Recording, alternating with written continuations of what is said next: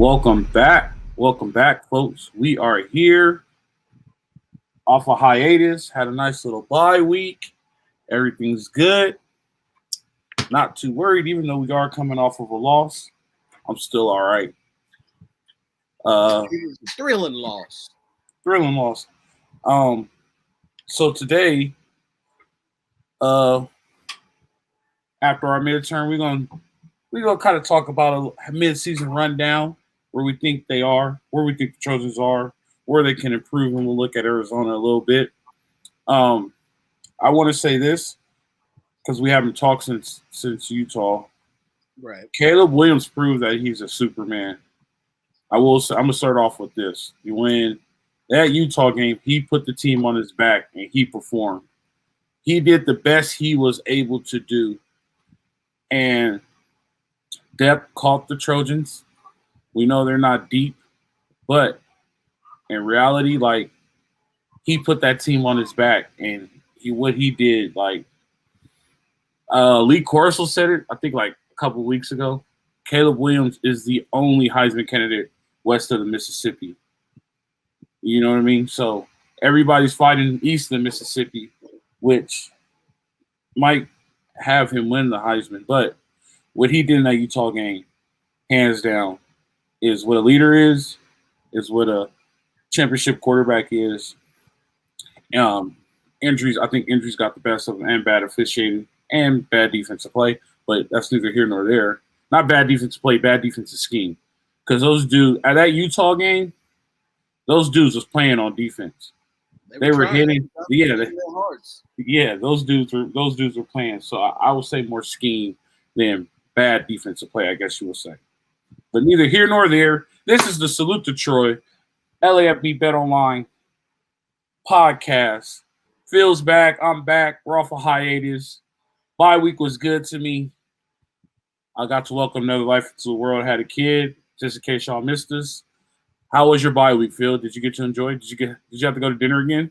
Hijacked by the wife monster. Yeah. It definitely made my Saturday evening a lot more enjoyable. I didn't have to look over my shoulder or try to find a place with a TV so that I could act like I wasn't watching it. Definitely. But it was good. I wasn't broken up about the loss. It was tough. There were some circumstances, let's call them, but losing to Utah was probably the best team to lose to. Utah's got 2 losses already. If they had lost to USC, they'd have been out of it. And before the season started, everybody had picked the Pac-12 championship game to come between Utah and Oregon. Yeah. So, you don't forget. You can finish, but don't forget losing to Utah by 1 in the last minute and having to lead the whole game. So it's not like Utah just was the better team. I think depth got them. Like I said earlier, I think depth showed his ugly head. Go ahead and finish. I didn't mean to cut you off. No, it definitely did. But and when you look at the standings, you've got Oregon, USC, UCLA.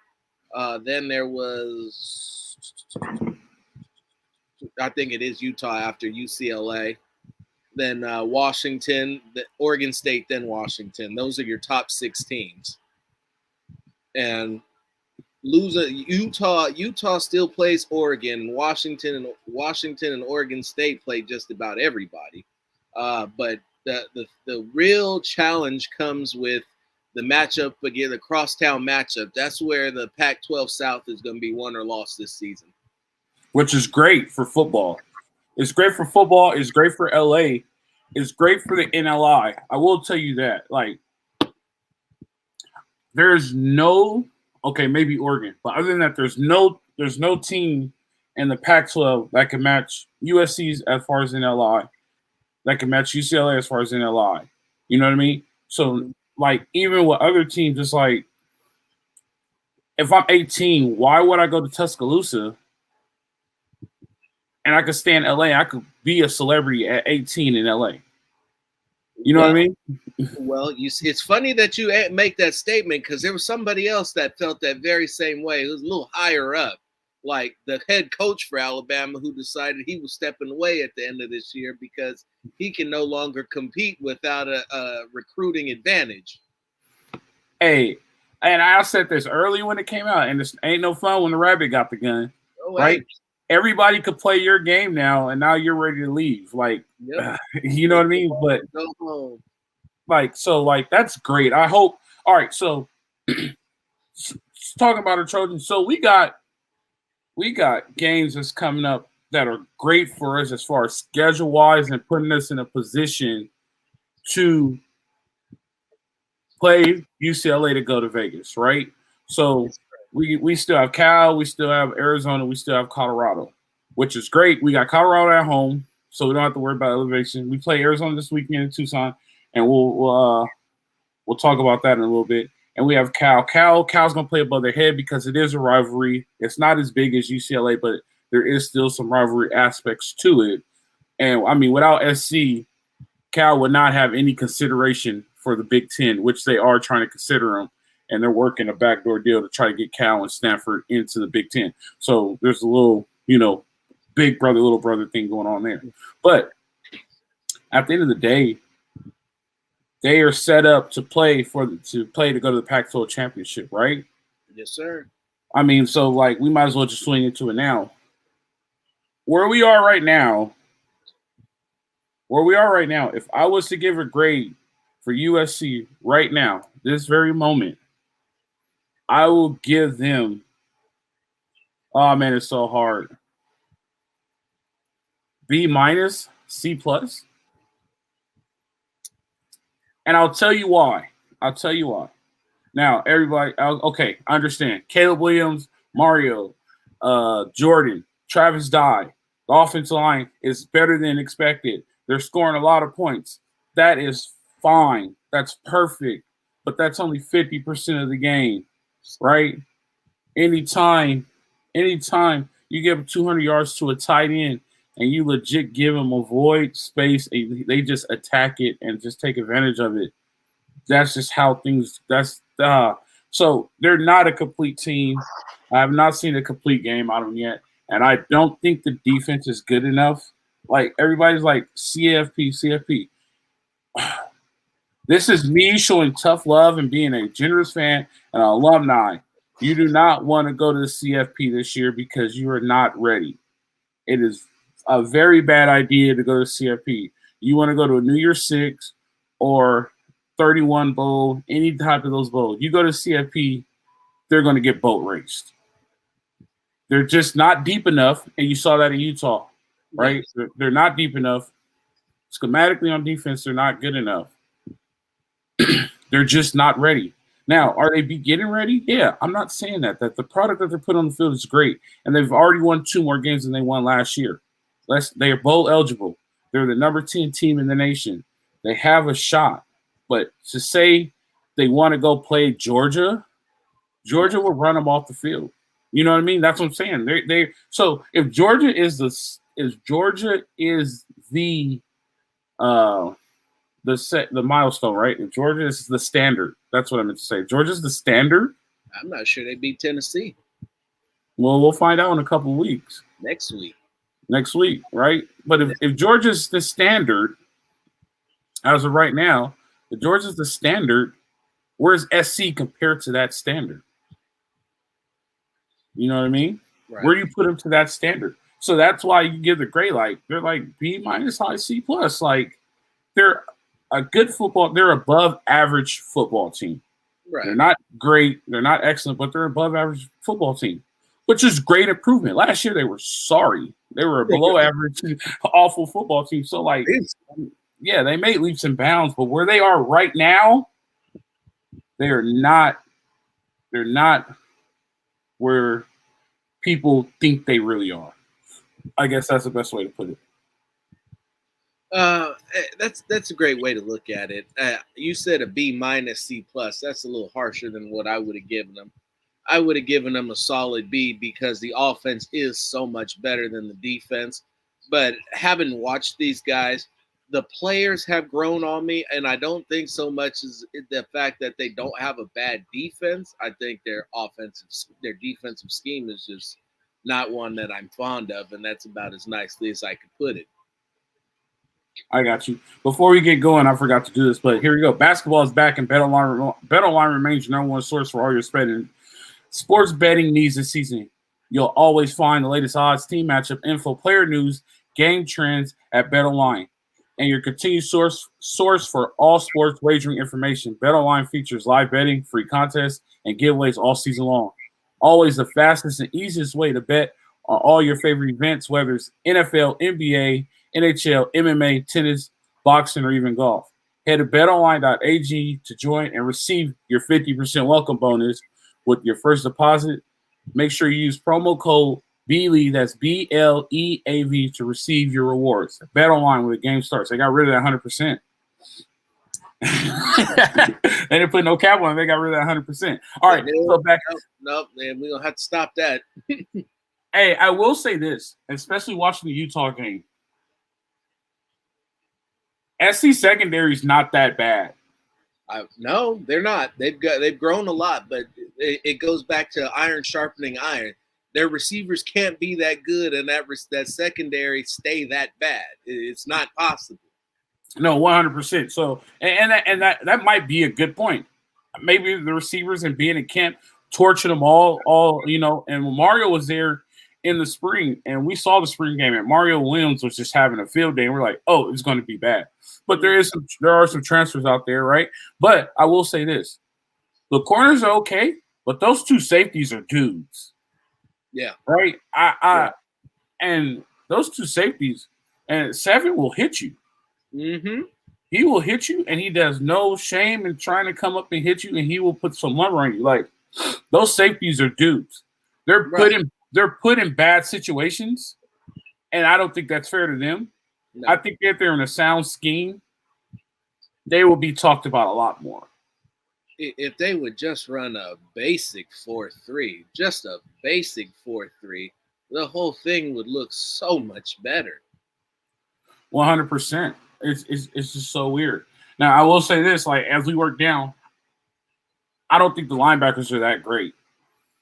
And that kind of shows in their run defense. I was high on Shane Lee, probably because he's coming from Alabama. But, I mean, he's average at best. And Gentry's just a big body. They're okay. Goforth, I do like Goforth, but I think they're playing Goforth wrong. And he's sharing time with the linebackers, but I think Goforth is like a true will backer. If you found a legit Mike and Goforth at will, and you just put Gentry and start rushing him off the edge, you might have something there. But Goforth is better than Shane Lee, but they're trying to give Shane Lee reps, and I don't like it. But I'm not the coach. What do I know? But, man, it's like they could be so much better with Gentry and Goforth. I think with Gentry and Goforth, when they were playing together, that's when we started to turn the defense. It was like, oh, maybe they aren't that bad. But Shane Lee comes back, plays in Utah. He's getting ran by running backs and stuff like that. It's like I'm not sold on him. I prefer Goforth over Shane Lee. I think Gentry isn't bad, but he's better with Goforth. Goforth makes Gentry better. Shane Lee makes Gentry worse, if that makes sense. That does. Some people play better, some people don't. Some people complement each other. It's really more what it does. And I don't. It's hard for me to judge players, especially in this scheme. But yeah, they could be coached better. Okay, so now we're moving down one more. I will say this.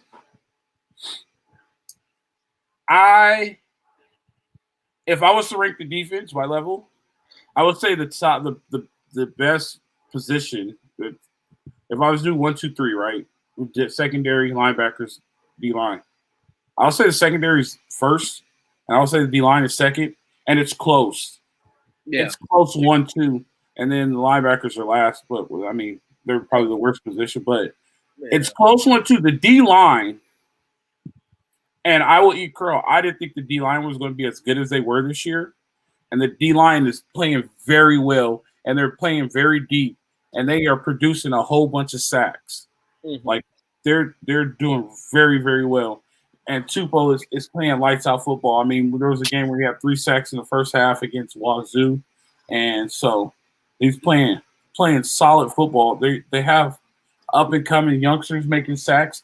I mean, the future is bright. In fact, there's the linebacker 44. I don't remember his name. The young kid who smacked the dude on the goal line. Shit, he needs to start playing more. That dude, yeah. So I mean, but I think the D line is way better than we expected them to be. Hungry? Grab a Snickers. Halloween time. Happy Halloween. There you go. That's the one benefit to having 4 kids. Absolutely. Toughness. That's what he brings. And all right, there we go. I'm sorry about that. That's all good. I'm over here being a professional and just getting hit in the chest with my Snickers. Yeah, he's made an impact in the run game. It's again, I really feel like they could do a lot better in a different defensive scheme. What you saw, what you've started to see, what we've seen bits and pieces of all season long. It's a 50-50 thing. I can say that with the pieces that he had, Alex Grinch has led the nation in interceptions. He's led the nation in sacks. The shortcoming, I guess, was the run game and covering a tight end. That's where the scheme comes in. If you're getting gashed in the running game and continuing to get gashed in the running game, it's because you're allowing it to happen. If your tight ends are running up the seams and hitting out routes and suddenly they're by themselves and getting 215 yards in a game, a guy who's caught maybe 5 passes in his life. The second team tight end. He was the second team tight end because their starter tore his ACL. Yeah. They got that dude drafted. Yeah, they did. I wouldn't say the players. At this point, for me, it's no longer the players because I saw those players play like they had the fire. Like the cultures changed. That was scheme. And they didn't make any adjustments, and they just let that tight end sit in that zone wide ass open. Don't put that on that players. That's 100% coaching. And it's an old saying, like when I coached it, one of the head coaches I used to coach for, he said, you're either coaching it or you're allowing it to happen. Right? At what point, like, you're coaching it and you're allowing it to happen? Like, dude, that's no longer on the players, that's on you. Like, because these dudes want to win this game. These dudes want to prove that they're a top team in the nation, which that's fine, but you're no longer helping them. Failed them. Yeah. Yeah. So, I mean, if we go ahead, let's flip over to the other side of the ball. You want to just start with the O-line, and then we'll get to all the good parts after that? O-line. O-line has been I can't knock them. I can't knock them. There are games that I've wished they were better, especially in holding up against the edges, blitzing coming from the edges, defensive ends crashing. There are some times where they could have been better. But as a whole, you look at the run game, you look at the amount of time Caleb Williams has had to throw the ball. He can't be a Heisman candidate if they're not doing their job up front. And they're a solid unit for what they're asked to do. In theory, I do mine a little differently, but for what they're asked to do and the system that they're in, they're doing very well. I will say this. What I expected them to be and what they have shown is better than what I expected. I thought they were going to be completely bad, and they are way better than what I expected them to be. Like you said, like in order for Caleb Williams to be a candidate, he needs protection, right? And like he has that protection. He has all these yards. He's one of the leaders for a reason because he has time, right? And then like the next position we're going to talk about, his player wouldn't be able to get it without the offensive line. The offensive line is going to get better with time and with recruiting. So like them being average, slightly above average this year, it's okay. You know what I mean? Like and like a lot of people we have to understand like this is a rebuild, and we're getting a little spoiled for a rebuild, losing only one game. You know what I mean? Like this is a rebuild season. So like just the fact that they're doing what they're asked to do, like you said, and they're doing it at their best, at the best they can, and I can accept that because the effort is there. You know what I mean? Like we're not. Absolutely. And then like, not only that, but the production is there as well. You can't argue with what they've done. You can't look at how Travis Dye is up at the top of leading rushers in Pac-12 and say it's not because of the O-line. 100%. Like power became a key component of the offense, and we might as well go to Travis Dye. Travis Dye gets an A. He's everything I thought he was going to be. He's a multi-purpose back. He's done everything I expected him to be up to this point. What is that? But how much better would he look with a fullback in the I formation? He probably will look a lot better. But they don't run I formation anymore, and we can't get that. I do it just a wee bit different, but let me tell you, it has to do. I mean, if you're gonna run power, how you gonna run power without the I formation? I'm just saying, but that's they. But I mean, believe it or not, Travis Dye only has 600 yards on the season. I believe it. Like so, I mean, he's still on pace for 1,000 yards. He could get 400 easy. He has 6 games left, 5 games. He could get it. That's no big deal. But at the end of the day, like Travis Dye stepped up. Now I will tell you this, and we did a live after the Utah game. I did it with Jamal, and I was like, I hope he comes back for a 6th season because he gets the 6th season. Like if we could get him back for one more, you know what I mean? Like, but he's been kind of long in the tooth in the college game, and if he goes and tries his hand at the pros, that'd be great. But what they're getting out of Travis Dye is everything I expected. He has performed to his abilities and more. He is like a super like he's in an offense where people didn't. I wouldn't. If you were in the Pac-12, you knew who he was. You know who he was. But like, you can't not talk about the USC offense without talking about Travis Dye. No, you can't. Right. So like when you include Addison, Williams, you also include Dye now. Right. Yeah. I will say this: Austin Jones in the beginning season, I was high on him. His production has fell way off. I don't know what it is. I'm not eternal. I'm not going to speculate. I hope it works out. I see he's been getting a little bit more carries. I will say this: I do think they're a little bit too high on Raleek, and I don't think he's ready yet.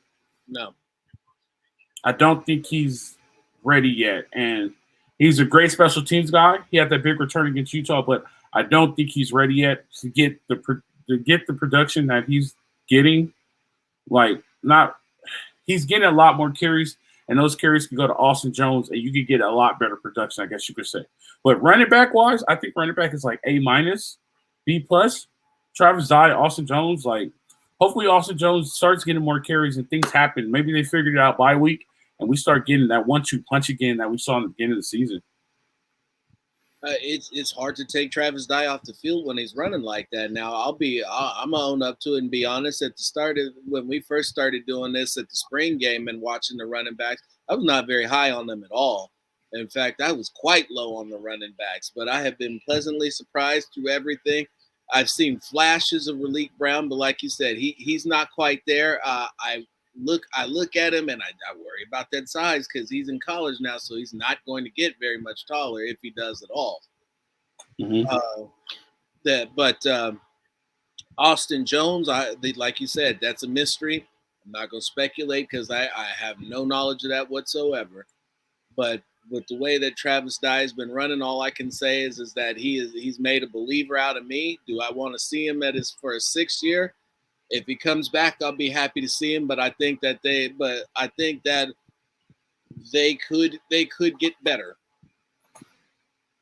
No doubt, they could get better. And there's plenty of running backs in SoCal right now that can make that choice and easily put on a Cardinal and go. And you know what I mean? Like recruiting is easy now. Mm-hmm. It's easy to stay home now. Like you won't get in trouble for being floor side at a Lakers game. You know what I mean? So that's an easy thing. I mean, so let's moving on. Let's talk about number 13.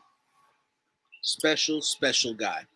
Number 13 has officially sold me after the Utah game. And my biggest question, he checked all the boxes, checked all the boxes. The one box is, how will he be in a close game that matters, right? And he was in a close game against Oregon State. He was very composed, like, all right. What he did in that Utah game, that is what you do as a quarterback. That's what you do as a winner. He said, hey, y'all jump on my back. I know we're hurt. It doesn't matter. We're going to try to win this game. And he gave him every opportunity and tried the best to win that game. And he did not quit once. Like, that kid left it all on the field in Utah. And him gaining depth, that team gaining depth, that team getting better is a scary, scary thought for next year, because next year is his last year. So, yes. I mean, 13 is amazing. He's everything we thought he would be. I hope he gets invited to New York. But with 13 is the A. He gets the A in my book. He's the guy. He is a guy. He's a dude. He's amazing. I just hope he stays healthy and he continues to just keep pushing forward and try to at least get us to Vegas. Absolutely.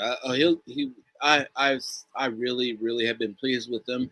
As a freshman, looking at him at Oklahoma, it was like, who's this guy that took Spencer Rattler's job? Like, oh no, this kid's pretty good.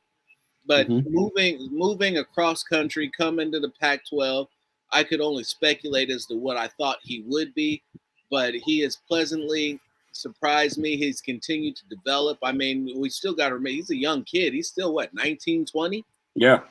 He's still a young kid, and his next year will be his third year, and he will most likely be gone because he will be a top 3 draft pick, top 5 draft pick. But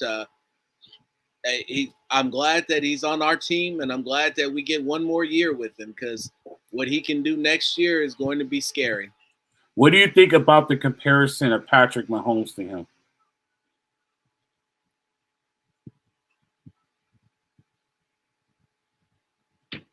Different kind of player. He's better running than Patrick Mahomes is. Yeah, he's sneaky fast. He runs away from people. He's got more of a Josh Allen comparison to me.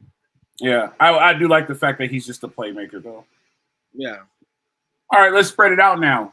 Let's talk about the guys on the edge. We got Addison, we got Williams, we got Brenden Rice.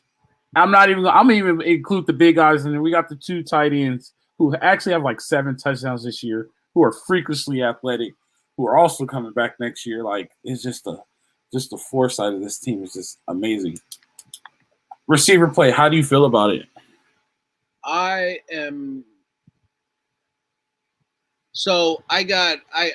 wish that I could grade it on the curve, because they're going to end up being a B.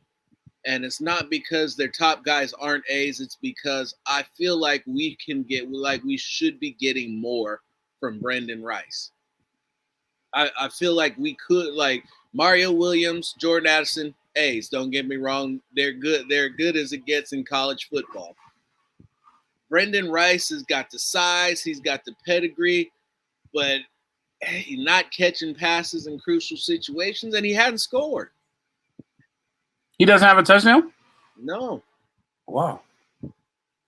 All right. I will say this. I'm still a firm believer that Brenden Rice is going to win us a game. That game is coming. I'm not giving up on that yet. We still got 5. And hopefully it's the game on the 18th. And we just celebrate it like crazy. I will say this. The receivers are a B because there's 2.5, because I think Brenden Rice does make catches at times and he makes plays that are needed at times. But you're right, he's not a game changer. I'm not going to game plan Brenden Rice, right? I will say this. The scary thing about Addison and Williams is they both make big plays at different times. And it's when you have 2 receivers like that, it's hard to cover both of them. And you're in a situation where you're like, all right, which one's going to make the play at this time? And you don't know until the ball's caught. It's either going to be number 4 or number 3. That's the scary thing about those 2 receivers. And we've seen it multiple times this season. We saw it multiple times in the Utah game. It's just crazy. Like the big post from Jordan Addison or the big streak from Mario Williams. Like, it's so So that's a scary thing. Like, you have to game plan to receivers. You can't double team two. It's impossible. You have to pick your poison. And those dudes are playing, like we said, they're playing up to par. I will say this, overall, offensively, I give them a B. Because there are – you give them an A? I give them an A. Whose offense is better? That's a good question. You're right. When we spoke about Georgia playing USC and how they said the Georgia offense with running attack would dominate the USC defense, but that Georgia defense is not going to dominate the USC offense. You don't think so up front? No. This is not the same Georgia team. Okay. You're right. I might be a little bit too straight. Maybe I was trying to make room for growth. I don't know. But you are right. They do have one of the best offenses in the nation. Like, you can't even argue that. And I wish somebody would come and argue. You can throw all your numbers out and this and that. Listen, they have less attempts because they score the ball fast. Yeah. Like, they make big plays. Let's look at big plays that they make. Let's look at those yards. Pull those numbers up. SC has the ability to do that. The goal for SC was to put a better product on the field and a field that stands up. They have put in a way better product on the field, and they are filling the stands up.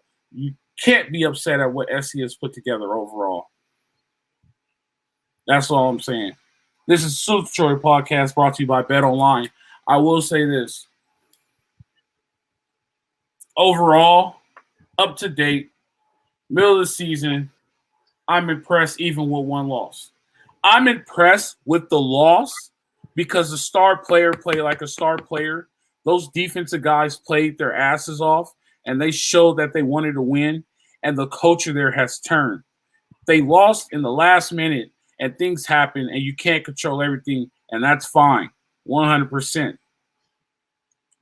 No, without a doubt. And when we did our little season prediction, to me, I said that at worst this was a 3-loss team. At best they could go undefeated. Where I expected them to be was probably about 1 to 2 losses. Utah was the game that we had circled. Yeah. We had circled the game against Utah and figured that if it was going to be a game, it was going to be this one and potentially UCLA.